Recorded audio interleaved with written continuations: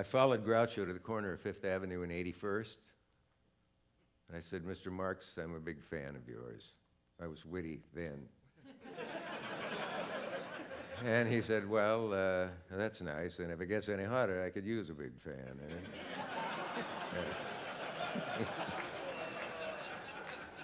And then I thought, my life's complete. I can't wait to get home and tell everybody. And he said, well, and it sounded like the voice from the quiz show. Well, you certainly seem like a nice young man, and I'd like to have you have lunch with me. And I walked on air with him to the plaza, and we had lunch. And then I had him on 7 shows and wrote for him for 2 weeks once. Would you be interested in an excerpt from one of treasured letters I have from Groucho? He loved to write. He liked writers better than he liked performers. T.S. Eliot was a friend of his. And who else? He liked many British novelists. Best read performer I've ever known. As a kid, he was always in the corner with a book, and his mother didn't like him very much, and called him Der Dunkle, the dark one, the brooding one. Dear Dick, and this is the dirtiest opening for a letter I ever wrote.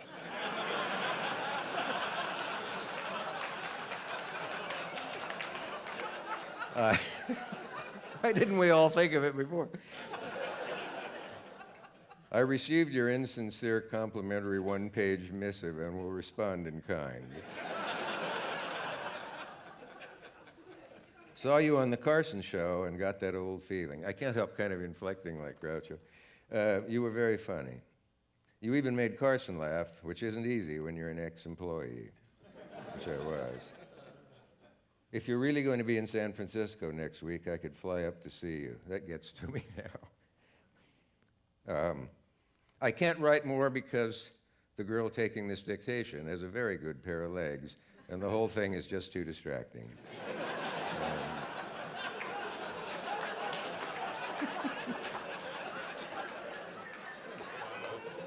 Goodbye till hell freezes over, Groucho.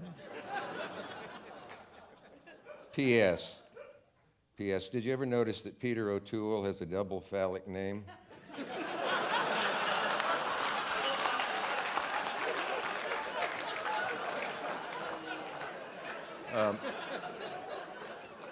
They're quite a wonderful bunch of the letters, and I lost them for a time and wanted to commit either harakiri or seppuku, but I found them again, thank God, if there is a God. I throw that in so I don't offend anyone who doesn't believe in God. Oh, God, I'm sorry. Groucho and I should have said, oh, nothing for atheists. I went places with Groucho, movies, plays. It seems a dream now. Hollywood, a rather stuffy hostess, not too unlike the great Margaret Dumont in the movie. And Groucho said, let's get out of here. And we left, started to leave, and she saw us going out a side door. And she said, Groucho, you're leaving so soon? And he said, it's all right, don't worry. I've had a lovely evening. But this wasn't it.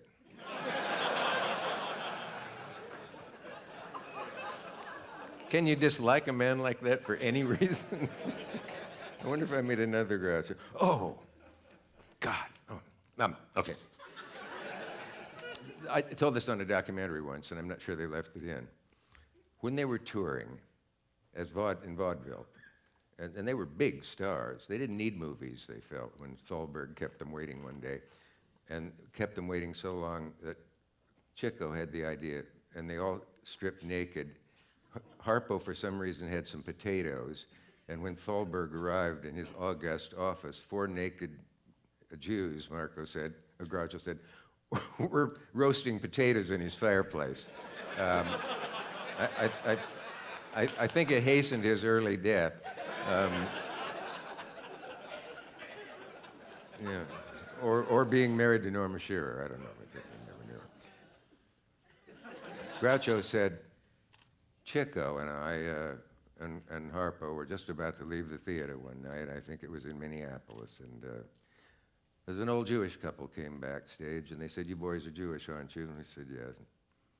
They said, I wonder if you might like a nice traditional Friday dinner. and gave them their address, and they said yes. Chico was an inveterate gambler,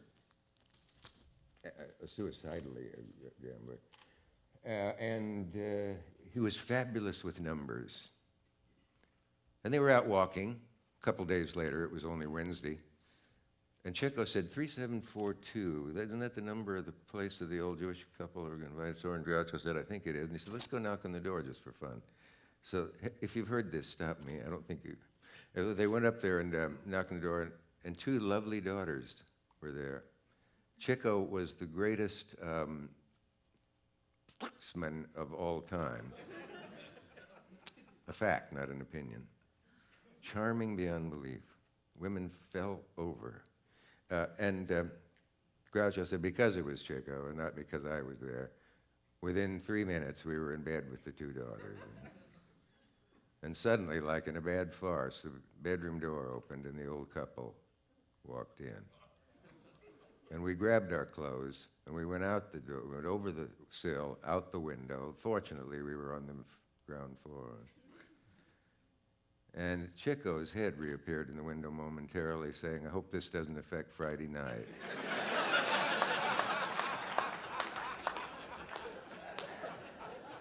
Anyone here old enough to remember Jack Benny? I wrote down, I always hung out with my heroes backstage when I was writing for Carson and Parr, and Jack and Johnny. And I would get in the elevator with Hope and Benny and George Burns and whoever. This time it was Jack Benny, wonderful man.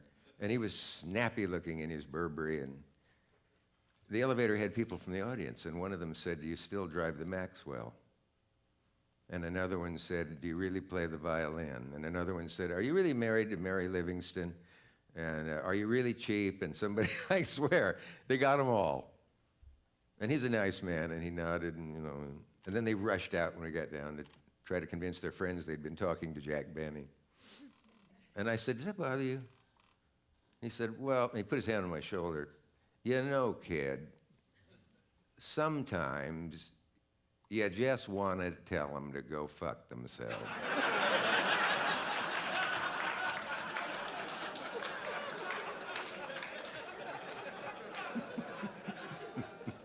Let's see.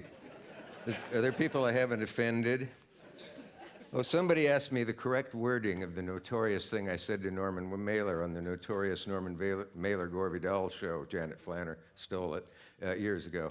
I'll do it for him now. It's a long story, and Mailer came on to eviscerate Gore, and they got in a tremendous, wonderful fight, highly telegenic. Norman was drunk, and that's not just an opinion. And he got really mad at me at one point because he had said, I'm larger than any of the people here. And I said, in what ways larger? And he said, intellectually larger. And I said, maybe you'd like another chair to help contain your giant intellect. And for some reason, that got applause and annoyed him. And he said, the one thing I found out just that moment could piss me off the most. Why don't you just read the next question off the question sheet? And I felt my scalp tighten and heard myself say, why don't you fold it 5 ways and put it where the moon don't shine? I don't know where that came from. Nebraska tribal memory of some sort? I really don't know. It got the longest laugh I ever got and ever will. Oh, afterwards, he had the poor taste to say, Cavett, is that something you've had planned for years? I mean, is that something you've been holding back canned for years, just waiting for a place to do it? And I said, I should have to tell you a quote from Tolstoy? Well, anyway. I have the word chutzpah, or in Nebraska, chutzpah. I'm glad the people who come up to me and say they love my New York Times online blogs, because the Times has managed to keep them almost secret for a large segment of the population. And there are people who thought the little excerpts on Sunday were the whole column. But I've been doing them for 2 years. They're more fun at times. Other times, penal servitude, if anyone knows ever had to turn in a column. But all this time, the one that got the most reaction, broke all the records, had more forwardings, and more people getting 12 copies from relatives and sending 12 to friends was about you know whom. You know who, too. Sarah Palin. Yeah, people just loved it. And it's funny, when you write something and it's quoted back to you, it's different from when you've said something, and it is. It feels a little better. From that column, the two things people, almost everybody, just these two things, so there were other good things in it, of course, were she seems to have no first language. And what was the other one?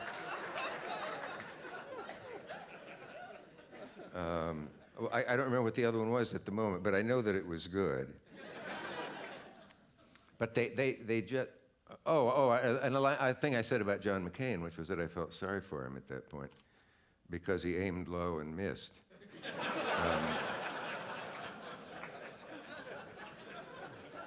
Those who wish to applaud can do so.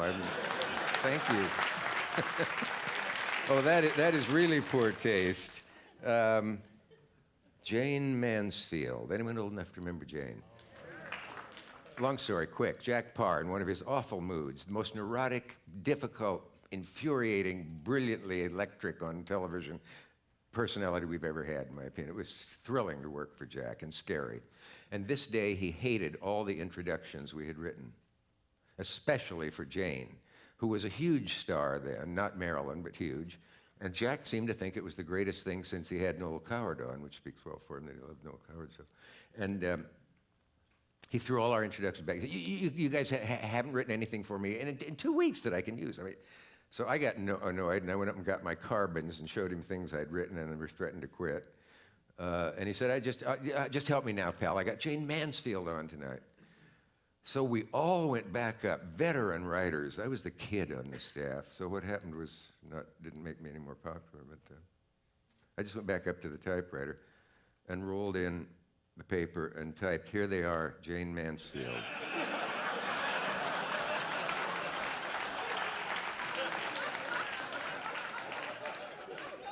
I like to look in the audience for someone who doesn't get it.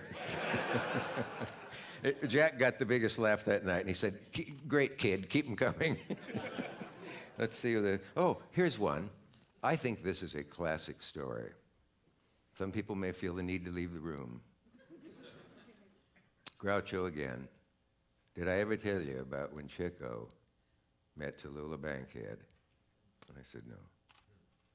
It was a big party. And you know Chico, and everybody knew about Chico. And we said, Chico, now this lady has just come to New York. She's a huge star already. Her father's a Speaker of the House. She comes from a distinguished Southern family, and she is a lady. And he said, for God's sake, I'm not such a bore. You know, I can control myself. So he went over, and Groucho said, so I said, Miss Bankhead, I'd like you to meet my brother Chico. And Chico said, hello, Miss Bankhead, I want to fuck you.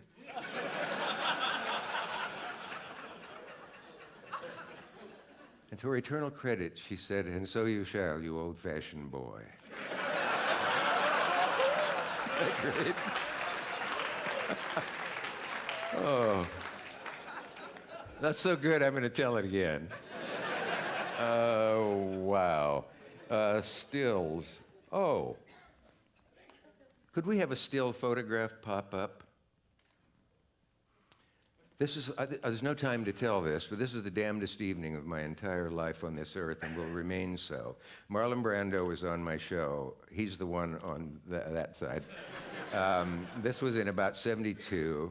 We went down to Chinatown. He wanted to find a restaurant he knew when he was on Broadway years before. He never went back to the stage, sadly. And we were down in Chinatown, and it looked like the Universal Chinatown locked for the night. Nobody was around. Everything was closed. Neon lights, the low lights of Chinatown. And we were joined, unfortunately, by Ron Galella, the pest paparazzo, and his assistant. And he starts walking along with us. And I thought, you bastard, I'm talking to Marlon Brando. The only time and Marlon said, can I say Marlon? Marlon said, which one is Galella? And I said, the bigger one. Just keep the same expression on your face. I'll get tired of taking the same picture, okay? So we walked for about a block that way and it didn't work. And cutting to the chase, here's the building, here's Marlon, here I am, and here's Galella. And I hear him say, we're both wearing these glasses, looking arrestable on sight. Aren't you get tired of taking the same picture all the time? And do you know what a slip punch is? He's done it in 2 movies. It happens in the middle of a sentence. I had no idea what was about to happen. Galella leaned in and said, Marlon, just take off those glasses, will you? Brando said, what? Would you just take off? And it, like that, I mean, a shot from the sidewalk that lifted Galella. I swear he levitated for a moment. It broke his jaw. He came down face down on the hood of a car that a stuntman wouldn't do without putting his hands down. And the best part was that Galella's assistant, 3 feet away, let his camera hang and step back and missed the picture of his life. Marlon got blood poisoning. Who wouldn't? And it was touch and go. I made him go to a doctor the next morning as we had breakfast, and his hand was the size of a grapefruit. And he would have died. A little nice adjunct to this, and I've left out a lot of good details, was that a friend of mine's son read this in the paper. It was in all the papers. And he said, that old man from The Godfather can fight? That's the old man. It's a nice story, and it was the most thrilling, theatrical, adventurous, stupid event I've ever seen in my life. What kind of brains, I didn't say to Marlon. But I liked getting to know him. Let's see, anyone want to yell out a question that's impersonal? Beetlejuice. Oh yeah, thank you for being the one who knows I'm in that movie. That was fun, a lot of fun. And I ran into a guy, and I didn't catch his name backstage. He wasn't in my scene, and he said, you're Dick Cavett. You don't know me, I'm on a soap. But anyway, nice to meet you, and he went away.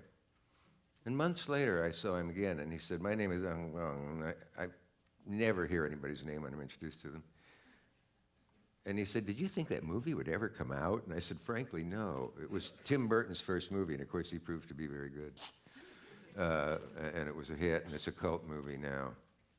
And I said, what's your name again? And he said, Alec Baldwin. He is in it, isn't he? He wasn't in my... Yeah, yeah. He's a dear friend of mine.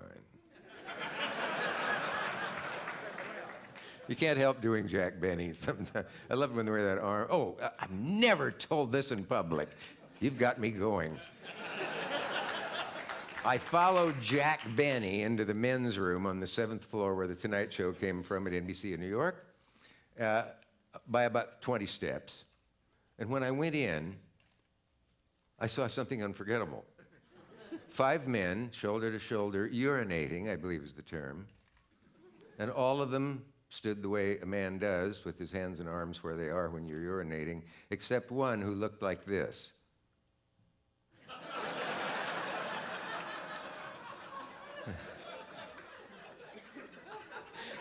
Isn't that perfect, Benny, for some reason? Doesn't even touch it.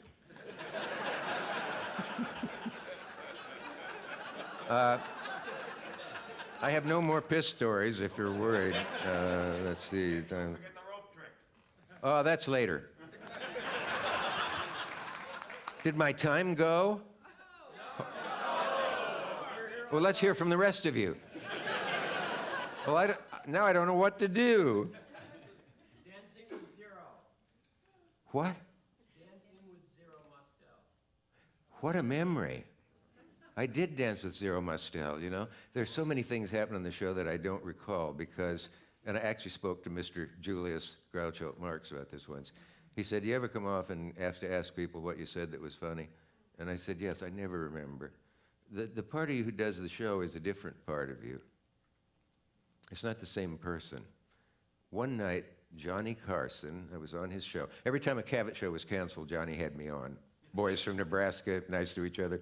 And I was very fond of Johnny, and he of me. One night he introduced me saying, we have a kind of We always have a kind of fatherly feeling about Richard. Always called me Richard. And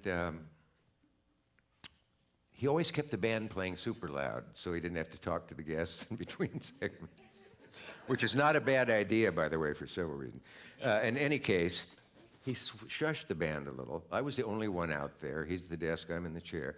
And he said, Richard, do you ever forget who you had on? And he was a man worried. And I said, well, sure, there have been so many. How can anybody? He said, no, I mean that night. And I thought he was kidding still. And then I saw that he really was worried. He was drinking a bit at that time. He had a wife on the ledge and many great pressures. And he brilliantly was able to get out and do the show. It was his only happy time, frankly, was when he was on the air. He said, I went home last night and said to the doorman, said, who was on tonight? Mr. Carson. And I said, we had, we had the usual four guests. We had, he said, I couldn't think of any one of them. And he started to sweat a little. And he said, I went upstairs. It took 20 minutes to think of, I don't know, J.P. Morgan or something.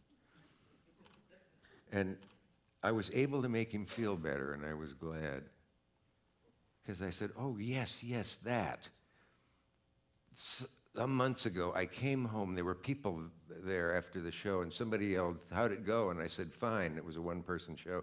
And they said, who was it tonight? And I said, it was, oh, God. It was 20 minutes, easily, to come up with Lucille Ball. Now, that's mysterious. I remember saying, oh, God, whoever it was sat right there. And it's an interesting psychological thing. I think the person that does the show has to be a different person.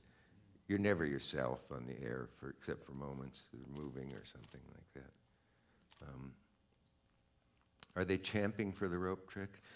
Okay, let me just see if there's a very short item that your life will be less full if, thanks to the young man who came up to me and said, I'm too young for your shows. And I said, well, doesn't anyone love you enough to get you the Hollywood Greats Dick Cavett Show DVD that has Katharine Hepburn and Bette Davis and Robert Mitchum and Orson Welles and Fred Astaire and Groucho Marx and Woody Allen and Marlon Brando, the entire shows. Now, this isn't a plug. If this were a plug, I'd say, when you get home, go to Amazon and type in my name, The Dick Cavett Show, and you'll be able to get them. But I'm not crass. Oh, somebody did ask me, I had a real request, would you talk about the night you refused to apologize to Lester Maddox when he was a huge star? That was almost like it was getting John Lennon on the show. At the time, Lester was the star of segregation, and he came on my show. We came back from a commercial, and he said, you're going to apologize to everybody. I said, why? Because you said all the people in Georgia were bigots. And I said, no, Governor. I said, of the bigots who voted for you. But that's not the same as saying everyone was a bigot who voted for you. He said, you said all the people in Georgia were bigots, and you're going to apologize right now. You're never coming into my Pickwick restaurant. You're going to apologize. I said, okay, Governor, calm down. All right. If I've called anyone a bigot who isn't a bigot, I apologize. I should have had that clip for you. Lester saw through that and walked off stage quite quickly. I got about 6,000 telegrams, half of them congratulatory, half of them saying, why don't you come down here and try swimming in the Yazoo River with an anvil around your neck. But when you do your talk show, and everyone will eventually, part of the great fun is hate mail. Had Jane Fonda on, and from Waco, Texas, of course, came, you little sawed-off faggot communist shrimp. That's my favorite piece of hate mail. But I wrote right back. I said, I'm not sawed off.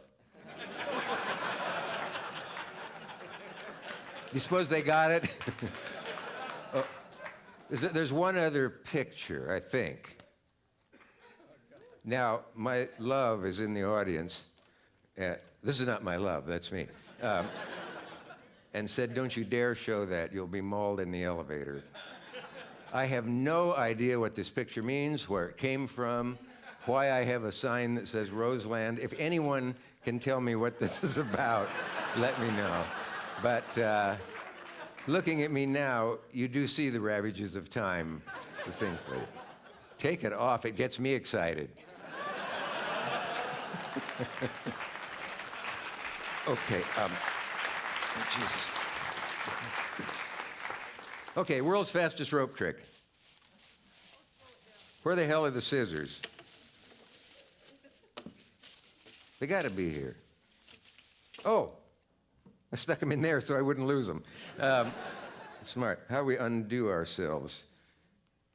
A lesson from Greek tragedy.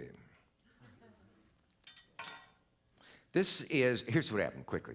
I was a kid, and my parents were nice enough, I was fanatical about magic. And so they took me one summer, being teachers, they had the whole summer off, took me to St. Louis for the International Brotherhood of Magicians Convention, where I entered a contest and won a trophy. The interesting part of that was that one of the other contestants in my category was in fact the president of the Society of American Magicians, which allowed me now to own a yellowing clip from the Lincoln Journal and Star that says, headline, Young Lincoln Sharpie bests Magicians Group Head. And I still have it. Oh, it looks like a dull evening here. That's funny, this pair of things. Does anyone have a really good pair of scissors? A knife? Oh, that's right. I don't know how I managed to get these here. I have 5 pairs of scissors, all of which work. May I just, oh, thank you, that might be good. See, everything works here. No, I think it's gonna work. I'm never leaving this town. Okay, come on, clumsy. So I had a little rope trick, not a sensational one, and I was 15. I had a bow tie. You got to picture me in this St. Louis ballroom doing this thing. And I said, I have here a rope, because this is what it said to say. I have here a rope, and it has 2 ends, one on each. And now you're going to see something you've never seen before as I cut off one of the ends. And guess what? A rope with only one end, logically, right? I cut one off. Kids like this. So now I'm going to cut off the other end. And now what do we have, boys and girls? We have a rope with no ends, just a center, which is, if I can find it, somewhere here in the middle. And if we do take a chance and cut that, we then have 2 new ends. Do I need to start over for anyone? If you cut through, throw out one of the ends, like this, just cut it off, throw the other end away, now you see it, a rope with no ends and no center, just a rope.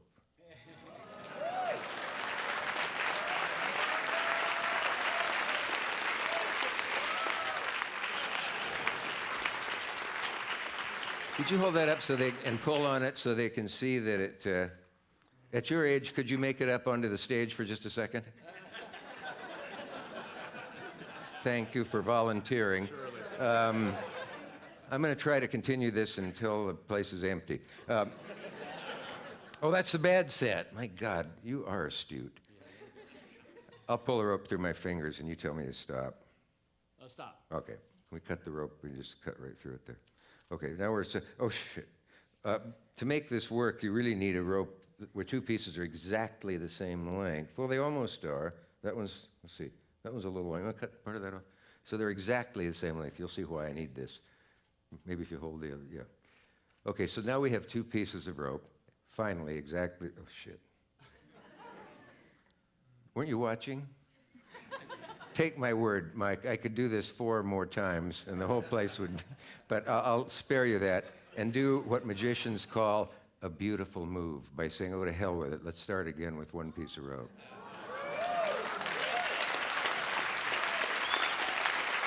Now, because we're working with a rope with no ends, you can't really tie them together, right? So this is the horrible thing you end up with. Would you cut it once more right about there? Good, yeah. And I'll take back. Oh, this is one thing every young magician is taught to say during his act. Have you ever seen me before? How do you know it's me? Okay. Now, you saw me tie this knot, right? Are they the same length? No. Oh, shit. Or heavens. Okay. Now they are, right? Is that... Oh, this is hopeless. I promise you this is the last restoration. By the way, each of these is done by a different principal, as the magicians in the audience know. Well, now we're nowhere near, but anyway. We're racing to the finale. Drum roll. We have two pieces almost alike. Oh, thank you. I never got one before. Here's the thing. I want you to hold out your hand. Magicians will watch this point, like in gymnastics, certain points. If this end appears never to go out of sight without exposing the trick, I will get extra points in judgment at a magician's convention or contest. If that end never... did it ever seem to go out of sight to you? It seemed Right there. pretty much okay. Okay, would you hold it? And we're going to stop at the knot, and then you'll never believe what's going to happen. You'll feel it. There we are. I don't want that knot. And it's gone, isn't it?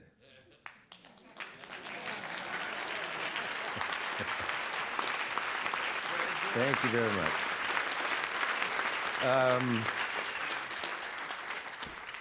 Oh, gee, I got enough for 4 more rope tricks.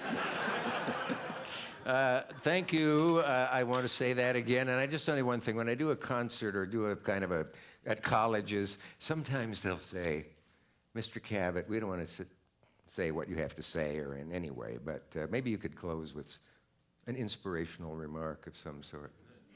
Maybe a quote from one of the founding fathers, you know, or something, Bible, whatever you like.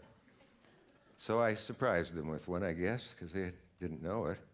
I don't know if this was first said by me or Gore Vidal or La Rochefoucauld.